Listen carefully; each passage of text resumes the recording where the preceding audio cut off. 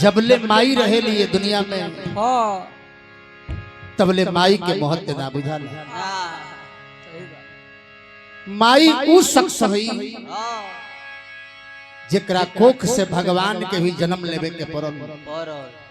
माई के प्यार का होला, माई के दुलार का होला, ओकरा के जाने खातिर माई के गोद में खेले खातिर भगवान के भी माई के कोख से जन्म लेवे के पड़ल। तो भाव लागल जेकरा खातिर भगवान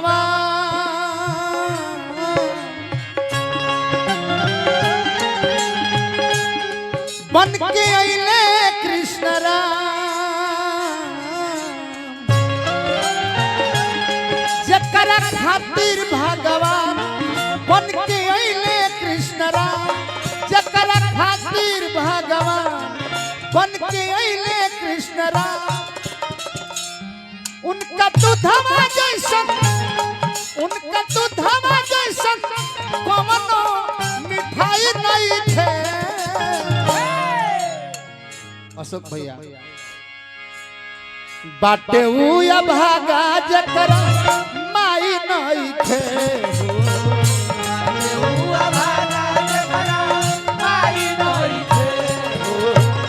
बाटे उया भागा जकरा माई नहीं थे,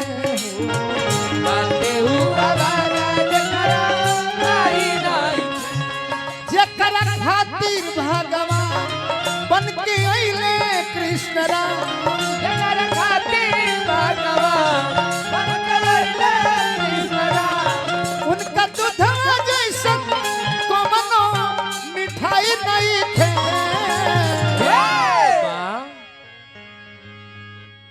बाबू अशोक सिंह जी 100 रुपया धनराशि प्रदान करें, हार्दिक अभिनंदन करो।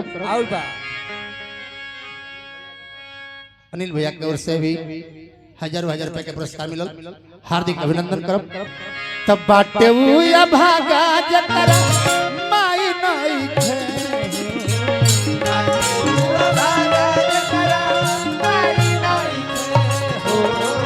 बाटे उया भागा जकरा माई नहीं थे।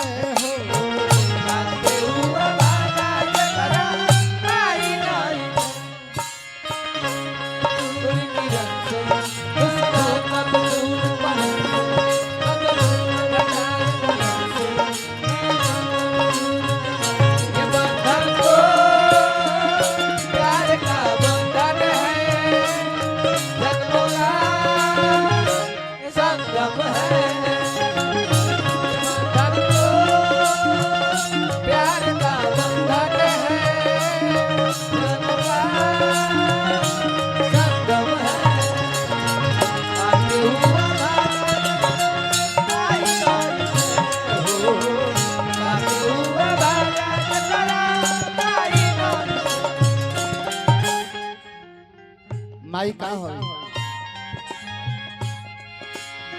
दूध भात हाथ से खियावे चंदा मामा के देखा के,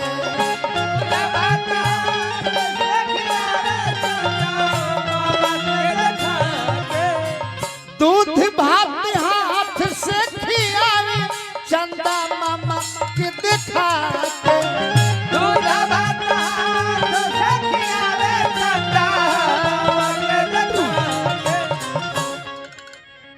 पोसी पाली खैली सियान मैया दूधवा पिया के, पोसी पाली खैली सियान मैया दूधवा पिया के, पोसी पाली खैली सियान मैया अरे दूधवा पिया के।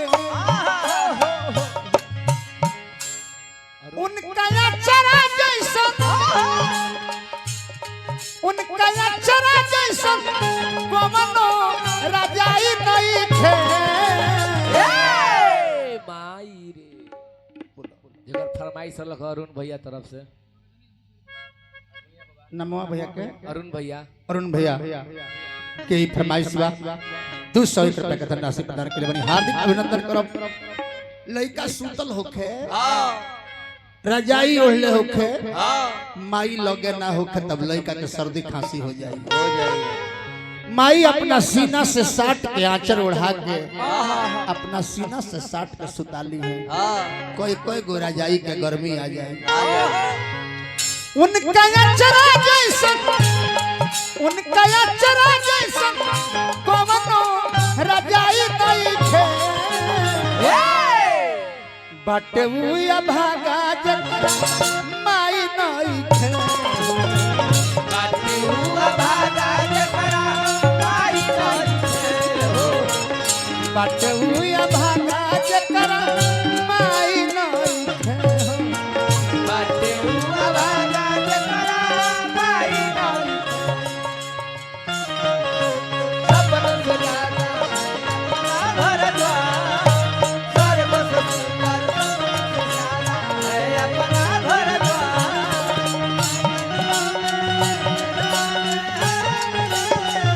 किसी का प्यार किसी घर द्वार किसी का प्यार रूठे। बटुआ भागा जकरा माई नहीं थे हो। बटुआ भागा जकरा माई नहीं मोहब्बत हमने माना जिंदगी बर्बाद करती है। ये क्या गम है कि मर जाने पे दुनिया याद करती है। मोहला के बाद अनेकों प्रकार के याद सतावेला आदमी के संगे बीतल पल पल याद आवे लगे। केनियो रोवे बेटा केनियो बेटी केनियो रोवेली पतो है जी। कनिया रोवे बेटा कनिया बेटी कनियो रोवेली पतोही।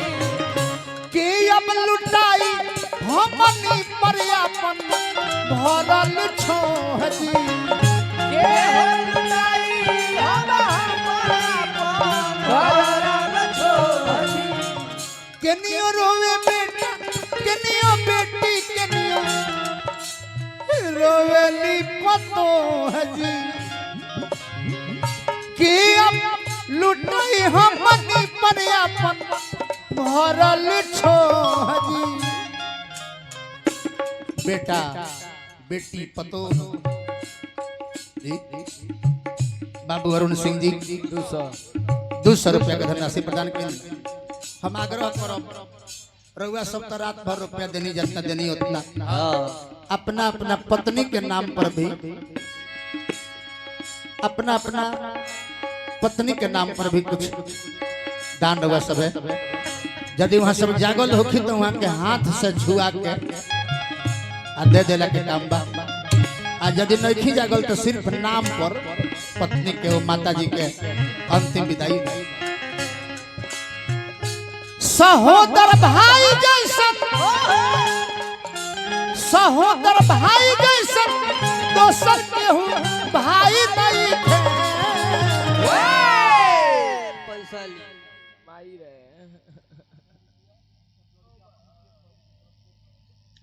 अरुण बाबू के धर्म पत्नी सुमन के ओर से 100 रुपया।